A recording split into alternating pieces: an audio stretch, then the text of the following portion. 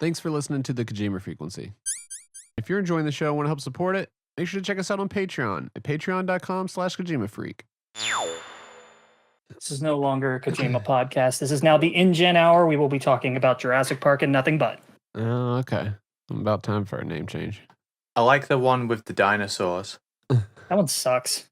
What's your It's all about the human drama. What's your thoughts on the PS1 game? The Lost World game where you can play as the T-Rex? Or do you mean the one where you because there were two?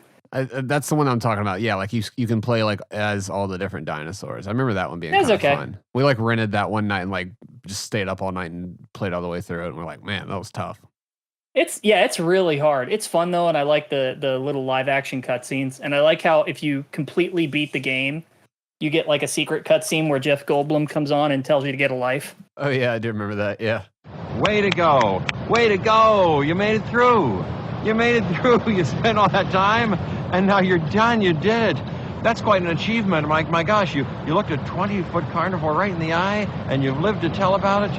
Well, you are something.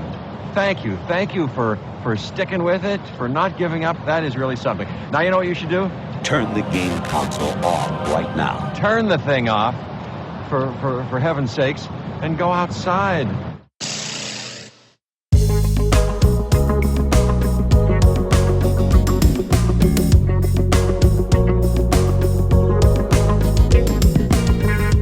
Hey, I'm Fingers. Yo, it's Apache Smash. Hey everyone, this is Days Ahead. And I'm Nitroid. You're listening to the Kojima Frequency.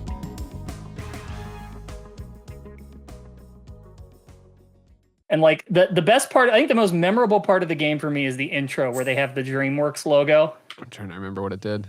Yeah, and like the kid's sitting on a moon fishing, but then his line snags something and a raptor yanks him down. Awesome. Yeah, the Lost World game on PS1 was fun. They had another one called Warpath, where it was a dinosaur like 1v1 fighting game, like side-scrolling fighter. Like Primal Rage? Yeah, like Primal Rage. And it's pretty bad. I was gonna say, let's skip that one. Yeah, it's not great. You can do like combos as a T-Rex and shit, and it's so ridiculous. But they had to like size everything weird because obviously dinosaurs are different sizes. Yeah, it's like a reverse Balrog situation. Like Balrog doesn't really do much kicking, but yeah, that T-Rex probably didn't do much punching. It's it's not a good game. I don't recommend that one, but the Lost World one's a good time. What's your take on Trespasser? I love that game. It's a terrible mess, but it was doing some really incredible, groundbreaking stuff that just didn't pan out. 10 out of 10. Yeah. Like that was one of the first games that was doing complex physics. They had a system where it would dynamically generate audio based on like what materials and objects hit other materials and like how hard and how fast, and it would calculate what the sound would be. And it got away from them and ended up being a janky mess. And then Half-Life came out like a few months later. That happened to my favorite game, Shogo. Half-Life came out, but I mean, speaking of like games that are sort of like corny but memorable in a cute way, I was really happy to see Kojima at Supermassive Games. As you guys know, I'm a sucker for their like choose your own adventure horror games. So it was almost like watching like Martin Scorsese go into your favorite like Tommy Wiseau's house just to hang out. Like, I can't believe this is happening. Not to say that they're on the same level of Tommy Wiseau, but they are, I consider, a guilty pleasure. Yeah, no, they make good stuff. I would like to see him involved in something like that. I'd like to see him involved in more games in general instead of what we've been seeing lately, a bunch of coffee and other bullshit. A friend of mine made the point that Kojima Productions is a merchandise company that occasionally makes video games. Yep, pretty much now. And it's so like, as much as I am happy that he is happy and thriving, like, you know, you see the Kojima Productions stand at the Tokyo Game Show and it's nice, and you get a little kit, or you can get a little kit and some merchandise and t-shirts, and then you see the fucking Metal Gear area. And my God, what a playground. Jeez, God, I definitely wanted to be there for that. That looked amazing. I mean, all the lasers and the patrolling guards and just The keratins, you could find the keratins. yeah, that's awesome. I wonder if they made sounds if you hit them. But yeah, I mean, just they had like 3D mapped, like map projection stuff going on, and it looked fucking really cool. Yeah, I was so fucking jealous. I don't really get that jealous about missing stuff. But with that, when I saw everyone posting pictures and videos, for the first time, I was like, I really feel like I missed out not going to this. Yeah, The lines were huge. Maddie got to go. So Yeah, I'm so. Yeah, this is to you personally, Maddie. I hate you. Also, we love you and thank you for getting those hats. And also, if there's anybody that I'd want to go and experience that, you would be one of those people. Yeah. So I'm happy for you. yeah, me too. I'm loving watching her journey through Metal Gear Solid 5. I'm just like, I'm kind of waiting for a drop, but at the same time, I'm like, she's looking at it from a very pure perspective, and that's something that we haven't seen in a while. I'm like the closest thing that gets to that, pretty much. Right? Yeah, I've been watching all the streams as well, and if she doesn't like that game, she's definitely not let on, but she seems to be having a fucking blast. Yeah, the game itself is fun. I think just maybe under a microscope, it might have some stuff going on that people don't like, but I don't know. Another cool thing they had at the Tokyo Game Show thing was they had like an alert cycle that would happen like every 10 minutes. This is all from Maddie. She was saying just it would be cool and chilling, and all of a sudden everything would turn red, and just the music would cut to the encounter track, and they did a really good job on the booth. We were sitting there, the MGSCON crew was sitting there taking notes, like, okay, so it's these kind of lasers going against a mirror. Got it. Okay. I liked all the ideas that they had that we had already. That was my favorite. Like, like hiding the keratins so people can take photos of them. Yeah. We already thought of that. Yeah, we already did that actually at MGSCon, and no one found it. That'd be fucked up. I see these tweets from Amanda that are like, I see these visions, and these are ideas that we had, and it makes me wonder, man, what's this shit gonna be like when we have an even bigger budget? Yeah, we'll see. So the resolutions and the frame rates came out. I had a friend that I grew up with that I played Metal Gear Solid 1 with, and he was complaining that it's 30 FPS. I was like, bro, the last time you played it, it was 25. Like, what are you talking about?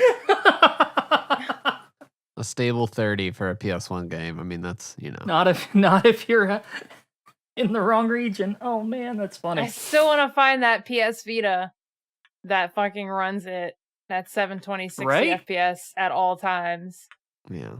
That shit is like the holy grail. I mean, it really sucks that that's like, it's still been the fucking like argument of the week. It just people are still talking about this frame rate resolution shit, and it's like then we see the Steam versions that they're showing at Tokyo Game Show, and it's like they're booting up and loading fast as fuck. I mean, Apache can break that down more, but it looked fast.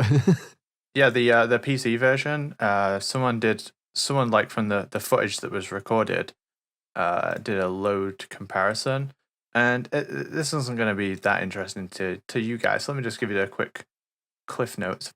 On the same room, the emulator of the 360 version loads it in 3 seconds, the Series S loads it in 2.9 seconds, and the PC Master Collection loads it in 1.7 seconds.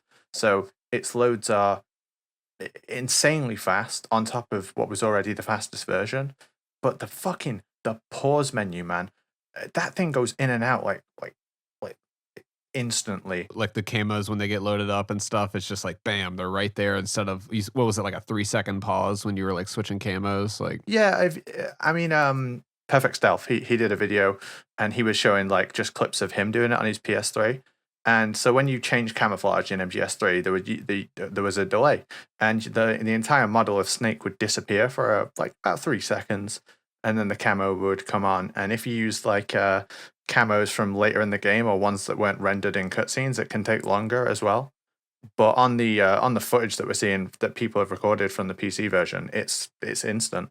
It's literally instant. And the cure menu, if that's instant and there's no input delay, holy shit. I know that probably doesn't matter to you guys, but like... No, I mean, that's showing that it performs better. I mean, that there is stuff going on, at least in the background or maybe in the menus that's like, happening. I mean, and that's the thing. The only thing really that said 30 FPS was Switch.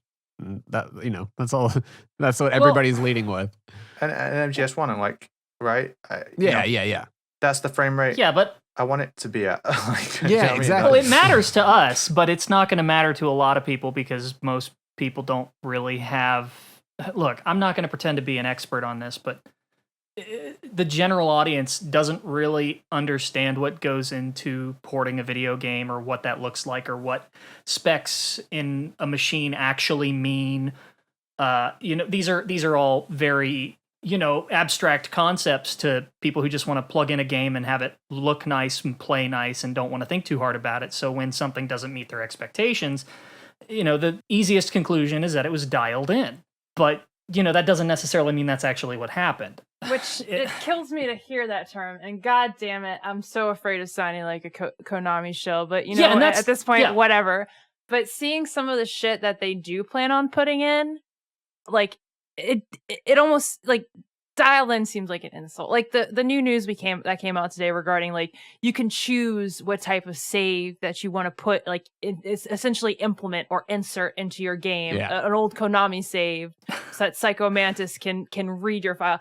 That shit that blew my mind. I forgot. Like last episode, I was literally saying, like, one of my complaints of MGS1 is that you can't play the Psycho Mantis lines, and I'm not really sure how they would implement it or put it in, but it would be really cool if those lines weren't just forgotten about and we could actually still hear them. And sure enough, they fucking made a system for it. Like, yeah. And we'll be able to hear the Japanese ones too, right? Like, because they'll be, all of them. those versions, with those cards in the games that were applicable to the Japanese version. So I don't know. Yeah, that's dope. And there are still people complaining like, oh, we're going to, well, I can do that in my emulator. Well, good for you. Yeah. Okay. Last episode, I literally said, you can watch a video of it on YouTube, and it's like, it's just like playing it in the emulator. I'm literally playing Metal Gear Solid on an emulator right now. Yeah. It's like, it's not the same. It's not the same. Everybody's saying the emulator argument. It's just like, all right, bro, you're set. No. You got 8K, 120 frames per second, fucking Snake's Revenge, bro. You're good. Like, you're all set. Like, run that shit. Not everybody wants to fuck with the Raspberry Pi, okay? Yeah, Like, exactly. it's No. I get up, why like, people would, but some people just don't, and that's okay. Even on that point, though, if you want to play the emulator card, okay, go and try to turn up the internal clock speed of the game to get it to 60 frames per second.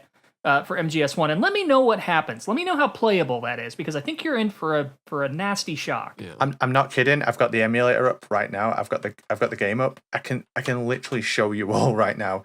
After the show, I will show you all what it looks like. I've got it on my screen right now. Yeah. And It's hilarious. you dial this up to 60, and everything about the game speeds up. So codecs run twice as fast. Snake runs twice as fast, everything. It fucks with the game.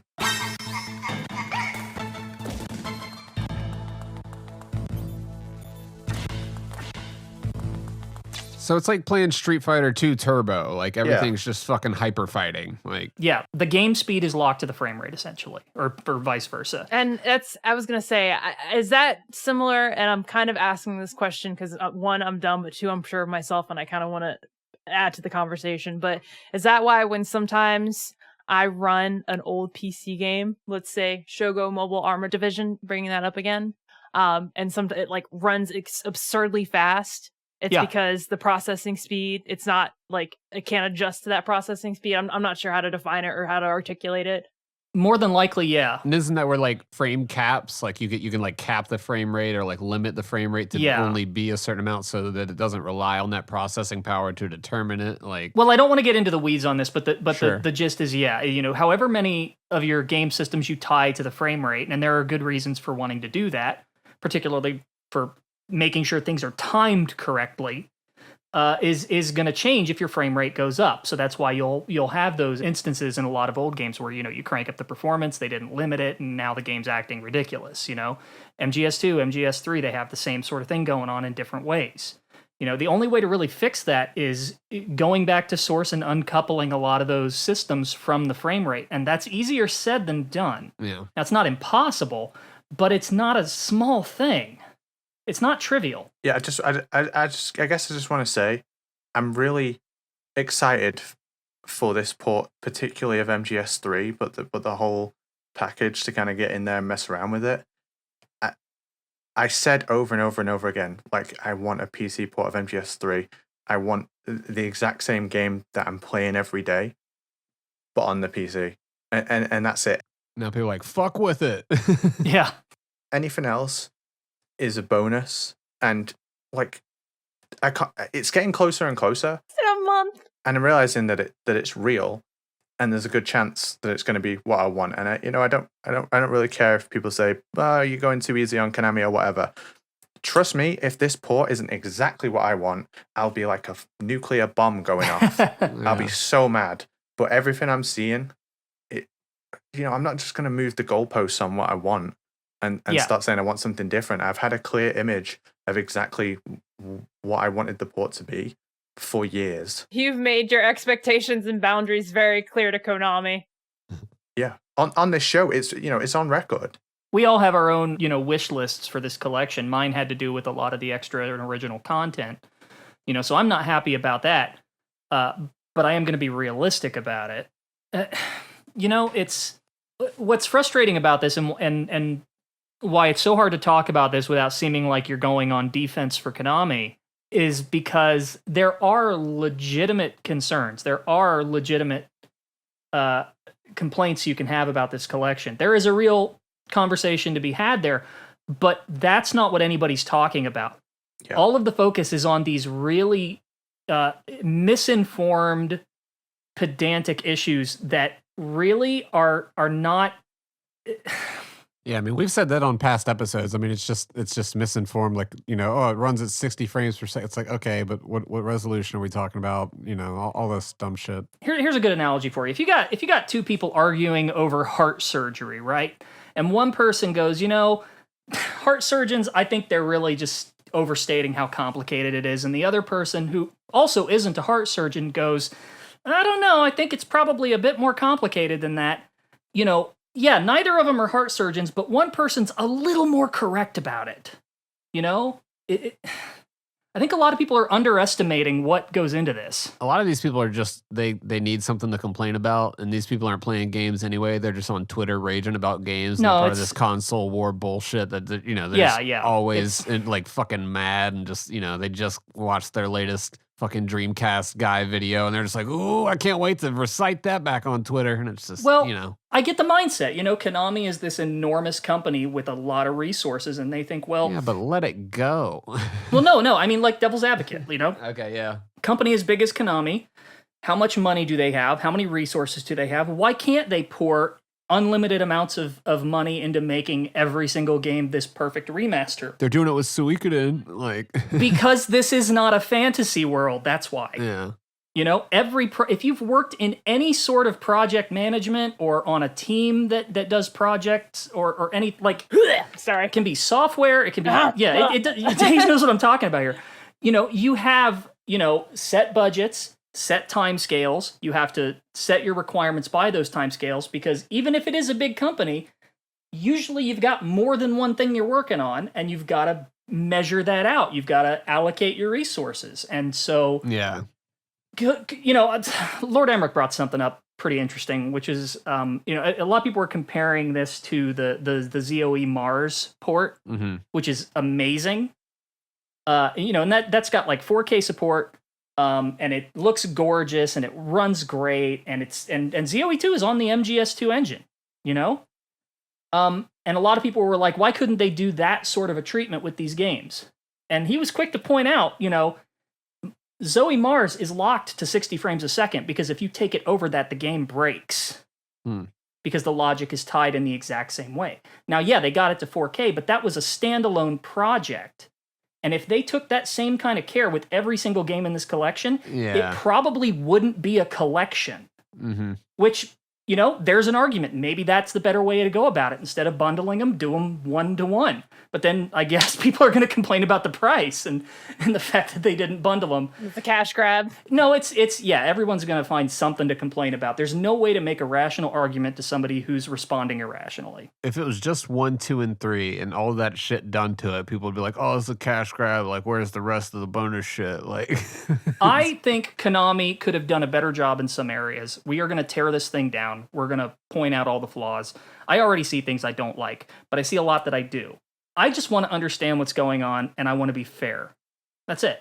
Look, for me, I thought the discussion was about games being on certain consoles and not being able to be playable, and it feels like now that that's being satisfied, these games will be playable on all modern consoles and PC, so it's there forever. The conversation has now shifted to how it should be upscaled and the game should be like internally messed with. And honestly, Konami, I got no beef for you right now, but keep your fucking hands off those games, please. Just like, do not mess with anything. Yeah. Like, it's just a whole different train of thought. I'm glad MGS1's pure, honestly. Yeah. I mean, yeah, we're trying to upscale that. And yeah, like we said before, even on like the GOG release, like just looking at that, it's just like, ugh. Like something's kind of off. Like, and yeah, it's just, and anytime they try to do that, like sharpening or like filtering or doing some type of graphic adjustment that's not a huge coding thing or like completely redoing the art, it's just kind of like, oh, wait a minute, this looks bad. I don't know. I mean, it's the point I think that people need to get is that this is complicated and it's not just as simple as turn up the frame rate, increase the resolution, and be done with it. There are a lot of other considerations, and I don't want to get into the weeds on, again, the porting process and programming and all of that, you know, where it comes to like System A versus System B, they have the same CPU, why don't they work, like blah, blah, blah. That is a conversation that requires a lot of expertise, and I can't fit that into an hour-long podcast, let alone my 5 minutes, you know? The same folks who are like, oh man, they should make this 60 FPS or 120 FPS are the same folks that are like, man, the cell processor, that's just too complicated, man. Yeah. God. And that's, I mean, shit, MGN, like, even, like, pull up the stats on Steam of people that do play in 4K, and it was, like, 18% or something like that. You know, and people are like, oh, well, we're still here, but just, still, it's like so many people are, like, arguing this point. It's like, motherfucker, you're not even playing in 4K. Just, like, and you want MGS1 in 4K? I don't know, just, it doesn't make sense. I mean, to that point, just, you know, load up RPCS3, the PS3 emulator, start up MGS3, crank up the resolution to 4K, and tell me how long you can make it until you start seeing a ton of visual bugs, because it's pretty quick. Yeah, if you say that, they're going to go, it runs fine on my emulator, and they're the same people who say that fucking the Vita was 60 FPS and shit. Like, I swear to God, these same people who bring up this shit, like, I swear they're just repeating like buzzwords that they've heard. I don't think for a second these people who get involved in these arguments, I'm sure it's all rooted in like console wars. Yeah. It gives off that vibe so much. It's YouTube grifter shit, man. Yeah. I don't even think it's that. I think it's still grievances towards Konami. And again, I get that. Let's not get it twisted. It's a very sensitive situation, justifiably so. But we still have to look at this empirically. I don't treat companies like they're my friends and they hurt they hurt my feelings or whatever. If they're just a business. They just sell games, and that's the business. They're trying to make money, and you're going to give them their money anyway because it's our job to kind of break this shit apart. But you've gave them. I think you've handled this the best because you've given them an agreement. You've made it very clear what your expectations and I guess in some ways boundaries are, and let's see if they're going to do them. I think you've made it very clear. So yeah, and as long as I follow the rules of the restraining order, it's all good. Yeah, if the phrase "this company lost my trust" comes out of your mouth, what were you doing trusting a company in the first place? Yeah, and I mean that's the thing. It's like it's some new people, it's some old people that have been there for a while. Like these companies are gonna like get good and they're gonna have like bad times and better times. But it's magical thinking. This seems like a good effort.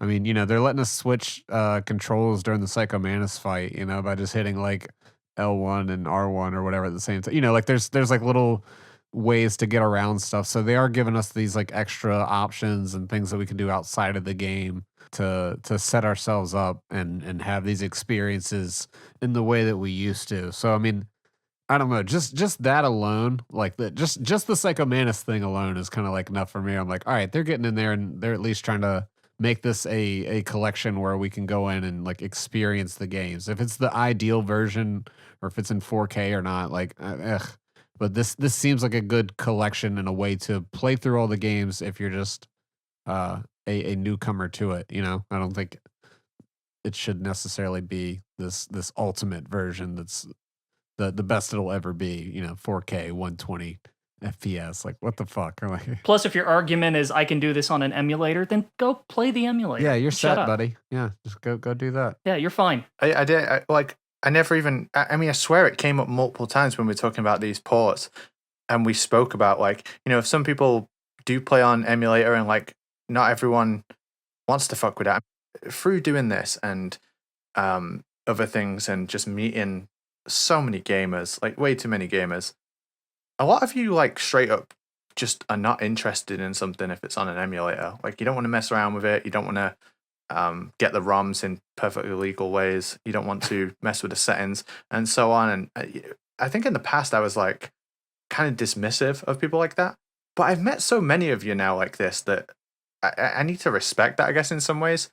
And it's time consuming, Yeah, and these ports are for people like that, and there is a lot of people like that. And by the way, I say this as somebody who digs into these games with emulators, and tears them apart. So I'm just gonna screenshot my screen and post it in the chat. But hopefully there's nothing terrible on there. But yeah, I'm literally, I have the MGS1 emulator up right now because I was nice testing something and recording some footage for something else. I use the emulator all the time. Save states are fantastic. Absolutely fantastic, especially if you need to figure out how something ticks. It's a lot easier than loading a save constantly when you die, that kind of thing. Yeah, I use emulators all the time. I'm super excited for the Master Collection ports. Super excited to emulate the Master Collection port. Super excited for Raiden Tramp Stamp mod day one. Yeah. Oh yeah, the mods are gonna be nuts. I mean, this, I'm so ready. Yeah. I think basically just people are just never satisfied as a whole, and you can't make everybody happy. But I don't know. I'm pretty happy. So, and you guys' concerns are definitely valid. But I don't know what I'm seeing right now. When I saw that Steam version, I was like, holy shit! This is looking great. And when we had the assets sent to us, I was like, this looks really good. Yeah, I'm still curious if that's. I don't know about the whole 1080p thing because of some of the language used. I know I said it a couple episodes ago, but more than likely this is going to be what the HD collection was, which is on PS3 and 360 it was 720p upscaled to 1080p with MSAA 2X on it, and to smooth things out. But we'll see. It's going to be interesting to tear these things apart. It's going to be interesting to play them. Yeah. That's kind of what I've been doing lately. I just there's been all this discourse lately online. I'm just like, I'm good. I'm gonna go play some games. I've been playing Pikmin 4. I was having a good time. That's great. I've lost my soul to Baldur's Gate 3, and I'm so happy about it. Yeah. It's eluding little Chelsea playing KOTOR on a Friday night. That's a good place to be. It really is. Yeah. I finally beat Tears of the Kingdom too. I've just been good job. Just sitting there going through it. Yeah. It's a fun time. That got pretty epic there at the end. I was like, oh goddamn. With the health bar? Yeah, and they make you feel it. Yeah. Pretty cool. I don't know how they're gonna follow that up though. That is mechanically speaking, where do you go logically from that? Yeah. You made a do everything game. And that's, as much as there was that ability to do all that shit and build the things, and I didn't, I was out there hitting stuff with fucking wooden poles and just whatever I was picking up around, and just I was playing it Breath of the Wild. Oh yeah, where it's all the wrong solutions. Well, no, I'm just saying combat wise, I wasn't building fucking anything using that. Giant mechs and shit. Yeah, no, I was just all right, cool, stab, it's over, bomb, use my support guys. Okay, that's all we need. I don't know. It's awesome that the game allowed you to do that, but this kind of goes back to the Phantom Pain and being able to just trank them all, headshot. Yeah, it's just I can just go around with these wooden sticks that have monster horns attached to them and just fuck everybody up. So my wife and I were playing, and we were sort of doing it in parallel, we'd trade off and play on our own save files, but. We sort of accidentally developed this shorthand for whenever one of us was sort of thinking too simplistically, let's say. Mm-hmm. If there was an obvious solution, but we're doing it the wrong way. That game gives you so many options for solving your problems. Mm-hmm. But like 9 out of 10 times when I get to a weird problem, I'm like trying to build something to like bridge a gap or climb up it to get to it. And anytime one of us did that and the other realized there was an easier, more obvious solution, we would just go, you're building bridges again. And we'd be like, oh, okay. And then we'd, like zip up through the ceiling or something. But yeah, it's a fun time. The only other game I've been playing lately, I finished Sea of Stars, and that I know I talked about that last time. I can't rave about that game enough. But yeah. Beyond that, I finished the Resident Evil 4 remake DLC, the Separate Ways. Resident Evil update, everybody. It's been a while. That is good DLC. I had a really good time with that. I think that Ada looks really hot in it. But I can't play it until my computer's better, so I'll see. I'll try it out in 2 years or something. It's very obviously just a collection of like B-roll segments from the main game, but it's so much fun. I didn't really care, and it's really long. Like a lot of people pointed out that like for $10, it feels about as long as the entire Resident Evil 3 remake, which is concerning. Damn.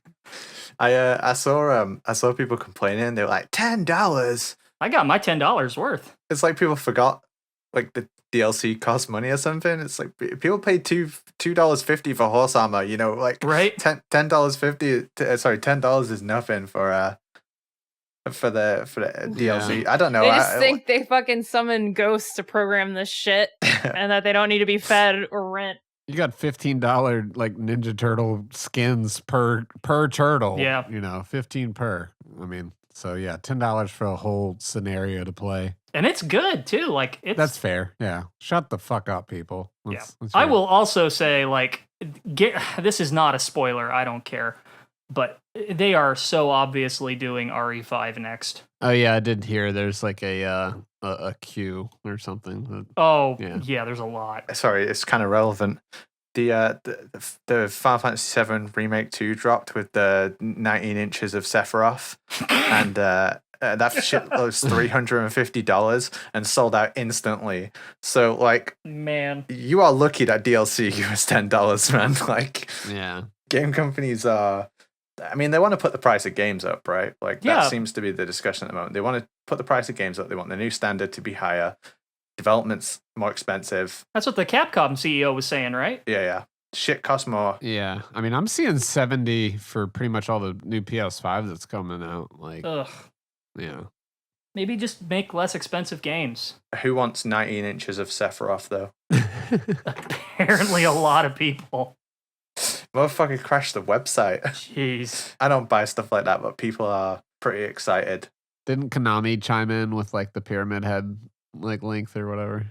Of course they did. How many inches is that? I don't think those jokes resonate the same way when we're talking about Silent Hill 2. Some people it does. I think they resonate more. Yo, did you see that? I don't know did anybody see what theory did that person on Twitter post that was so bad that made Ito say, just stop playing Silent Hill? What the fuck happened? Did anybody see that? I fucking love Ito's Twitter. Oh, he's great. He's so funny. He's so funny. He slays me. But yeah, he banned someone from playing Silent Hill. He's just like, don't play the Root 2 remake. It's like, damn, how do you come back from that? You just don't. Oh, speaking of Metal Gear at Tokyo, how about like then shit that Maddie gets to go to that I want to go to? Fucking that concert. Oh, Metal Gear in concert, yeah. Right. With Cynthia Harrell and Donna Burke were there too, and they were at TGS as well. That was adorable, actually. Yeah. Oh man, what a performance! Like between like those two, just hearing that live and in some concert hall, like Jesus, the whoa-ho and the just hearing Snake Eater being belt out and ugh. Man, can you imagine if there was like a fan podcast that knew about that event way in advance and just had to shut up about it? Yeah, I know, right? Hopefully they bring that to the United States or something and God, wouldn't that be nice? And tour it. Yeah. No, but hopefully, I mean, one thing she didn't talk to us when we had Donna on the show was fingers cut that out. Bringing a lot. No, fuck it. The information's out there, bro. This is a Jim Piddock situation. All right. Just because we didn't draw attention to it doesn't mean they didn't say it. But yeah, I mean, having Cynthia along for the tour, I think that would elevate it so much. Oh man, yeah. Because I mean, then they can they can take turns and do duets on stuff. Even like, I mean, I don't know exactly what was done. None of it was recorded, but hopefully with this Master Collection and Delta coming out, we do see a resurgence, or at least a couple more performances internationally. Put it in New York or LA, and I'm fucking there. Like, I will say I'm surprised that they haven't done a lot more promotion for the Master Collection. I mean, the event is one thing, but like I haven't really seen much outside of that, you know? yeah, I mean they're putting out tweets and they're doing stuff, but yeah, I it guess. just always. I guess there's just so much shit going on. Like the same thing for like Bomberman and like that game kind of came out and I didn't even realize it came. yeah, it's already out, dude.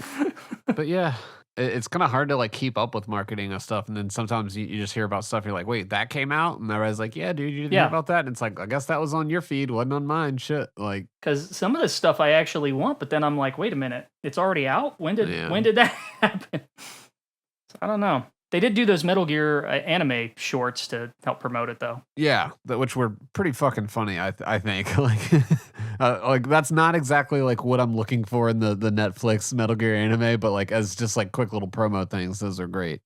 It seems with the announcements of everything else we've seen lately, video game anime related, we might be in a better position for a Metal Gear anime. Yeah, because of the Devil May Cry one. And Tomb Raider, and there was another one too, Onimusha recently. Like, Yeah, they're going crazy with the animes right now. So it's a matter of time. Cyberpunk, at that one that came out a while ago, that one did really well. Our time's coming. Yeah, I'm here for it, man. Yeah, I mean, it's the second Devil May Cry anime because there was one years ago. Right. This one, Uh, I guess people are saying might be a prequel, something like that. I watched that in like 140p on YouTube in like 2009 or something. It was pretty good. Yeah. But I think the new one might be better. Man, Metal Gear anime, that's going to be tricky. You go back to some of our very first episodes, man, where we're talking about like that'd be kind of cool, especially if they did it not necessarily as a continuing story, but as like an anthology type thing where it's just like bam, bam, bam, bam. Just here's these different scenarios, and just you could even let different studios do different takes on it. Like, I'm cool with that. Even like, let's see all these different art styles. We don't have to keep it consistent. Like, I love when they did that. Animatrix style. Yeah, when they did that with Animatrix, and they did it with Star Wars too, and it was just like And Batman. a fun, creative, like, what if, and just like let it be that. It doesn't have to like continue the canon. Just let it be this cool. Well, Like, let these studios do their thing. Like, I love that. so that's absolutely what's not going to happen because they're going to want to make a series out of it, especially if Yeah. Netflix gets their hands on it. They're going to Yeah. make a big, long... Yeah, it's just going to be a straight adaptation. Well, because as long as some LA fuck doesn't say, "Well, I really wanted to put my own spin on it," it's Oh like my it'll probably be God. fine. Like, I'm so sick of hearing that, man. Some LA fuck. Stop putting your own spin on stuff. Just keep the spin that's already like made this shit successful, please. One of these days, on that note, they're going to adapt Resident Evil into a movie, and it's just going to be a straight adaptation of the first game, and it's going to be great. Yeah, and it'll be super successful, and they'll be like, Yep. "Shit." Maybe we should have done this in the first place. Resident Evil is a fucking roulette. If you mess with any Resident Evil media outside the games, it's such a roulette. You never know what you're getting. They have done some absolute rubbish. Even within the games, like they've done But some yeah, rubbish. true. There's no tonal consistency, I guess, apart from Nope. zombies. That's it. Yeah, but we love it.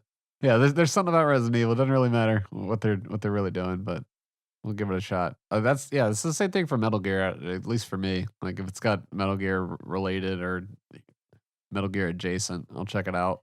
You can't... I don't know. I don't think a straight adaptation works because it's in... Metal Gear has this subtle idiosyncratic weirdness to it that, maybe I'm biased because I'm a fan, and this is just my personal, view of it, but I don't know. It just... Anybody else adapting it, I feel like it's going to lose something. Unless they go, like, into some weird peripheral areas, I don't know. It's hard to articulate. I think its biggest issue is it means so many different things to so many different people. Yeah. What game you started on, what parts of the story were important to you, and what parts you kind of filtered out depending on how many times you played through. And it's got so much like content packed into the games that like not on a weekly basis, but pretty often, I've managed to show you, Nitroid, like something new in one of the games. Like, I'm still learning stuff new about it. Like just continuously, I'll find something new, or I'll hear about something like, whoa, yeah, it's just endless. We called it a playground last episode. It's almost, it's like a fucking theme park. Like it's got roller coasters and shit. Like you can really have a lot of fun with it. I don't even know if he's talking about that, but it's almost like Metal Gear is borderline fractal. As you start peeling back layers, you find more layers. Well, that's what I'm saying. Because there's so many subsystems going on. That's what I'm saying. Like, but it's not just the mechanics, though. It's not what he's saying. It's everything.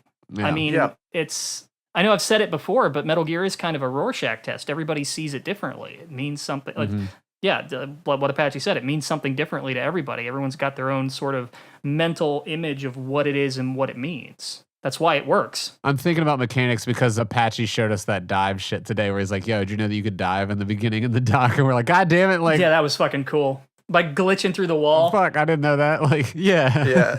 Yeah, like the secret dive spot. Yeah. But it's funny because like Arthur messaged and he was like, I've never seen that animation before. And I was like, oh, you can just do it here in the dock. And it's like, it's not even important to the rest of the game, right? It's like if you did it when you first played it, you're like, that's pretty cool. But that doesn't like appear anywhere else in the game. It's not like a mechanic that's in the like full game or anything. It's just kind of a set piece at the beginning.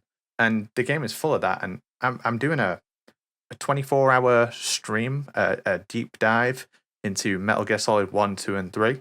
Because I'm just so sick of people saying you're a speedrunner, you don't know anything about the games. I'm gonna show everyone everything I know about the games.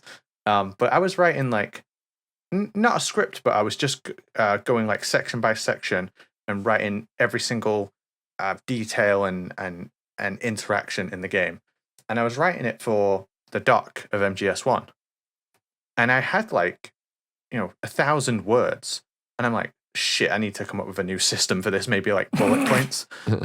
But even like just off the top of my head, like in the doc, you guys probably know this. I'm sure all Patreons know this because they know everything about Metal Gear Solid.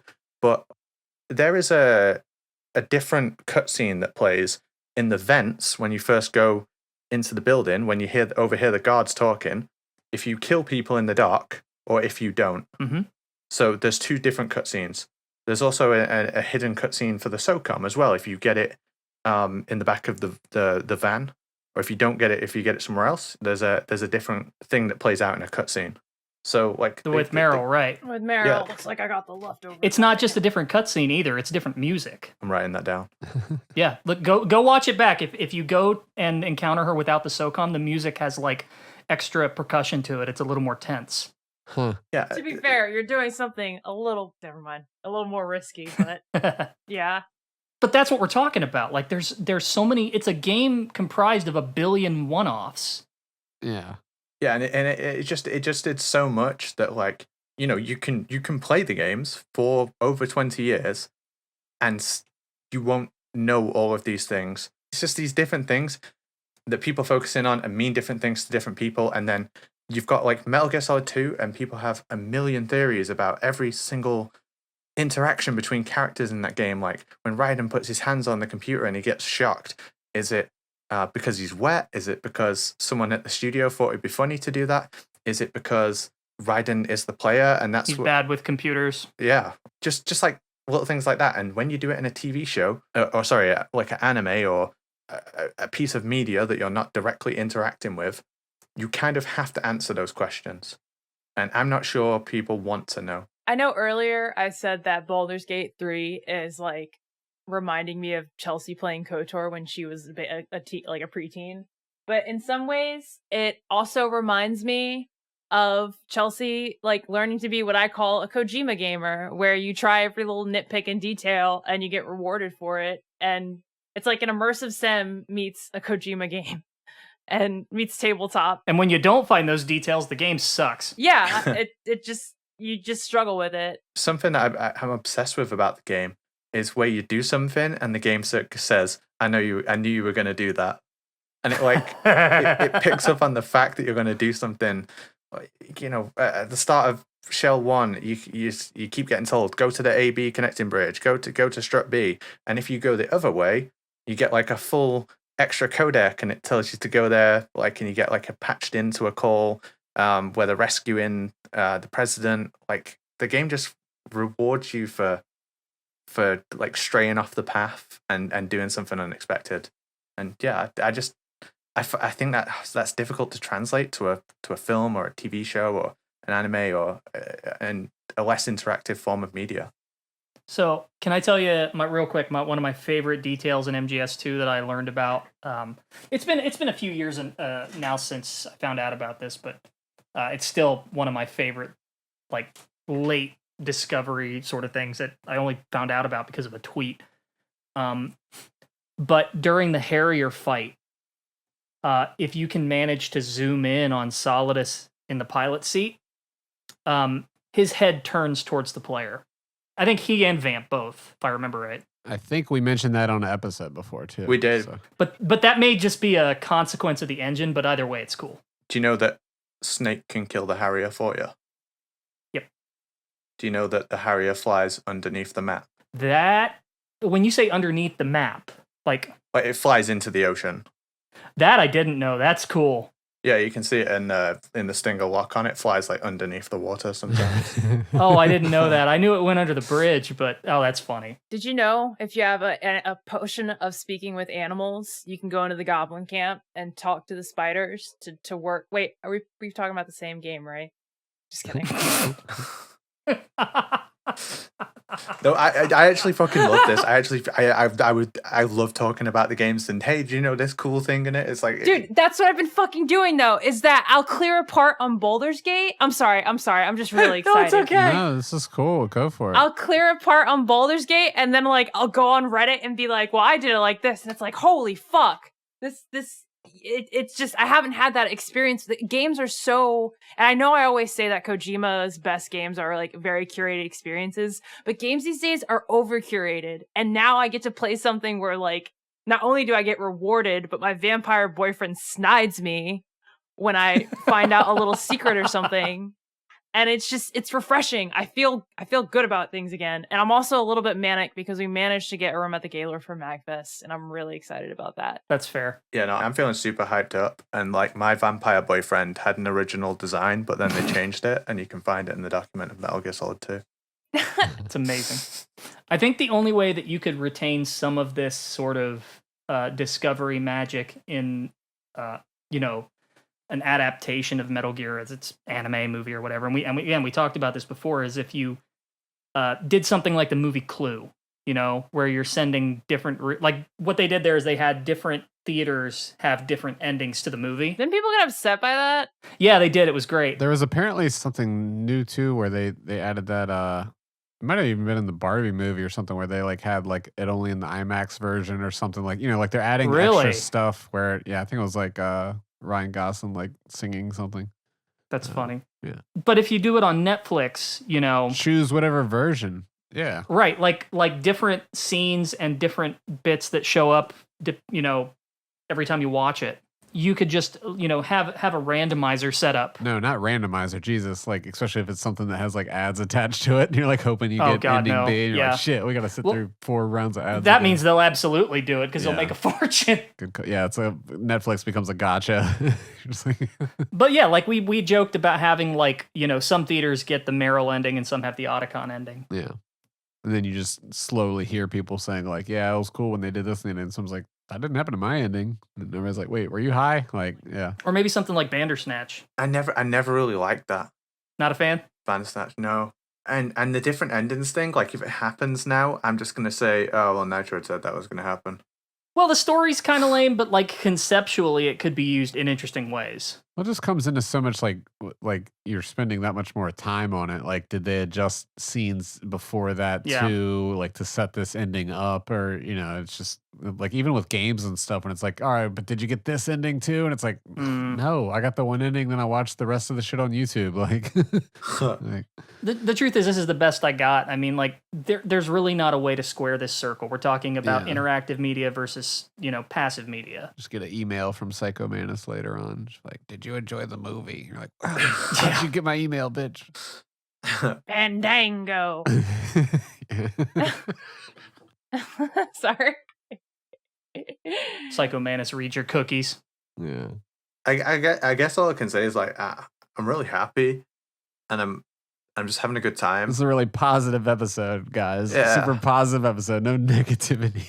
And someone told me not to be negative, and I just Dude, what if like in like 2 recordings now the collection turns out shit and we're just gonna be like angry gorillas. Then we'll say so. We were optimistic. Yeah. I'll always be able to look back on this time as the last time I was happy. Yeah. But that's the thing, you know, like we haven't really made up our minds yet. We're waiting to try it. Because the game hasn't come out yet, and it's less than a month now. So let's see when this comes out. God, that's weird. Yeah, I know. When this comes out, it'll be 22 days left. So I mean, that's I can't wait to play these games I've played hundreds of times. yeah. And anyway, like it's the only game I play, so my budget for video games for the entire year will be £50. Yeah, for 7 games. Like, I mean, ugh.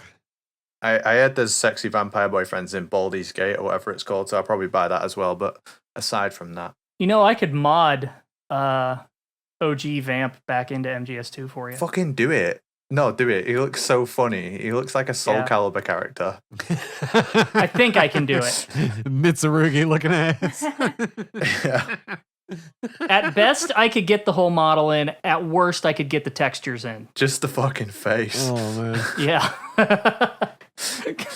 Please, it looks so funny. I will try. It might not. I don't know.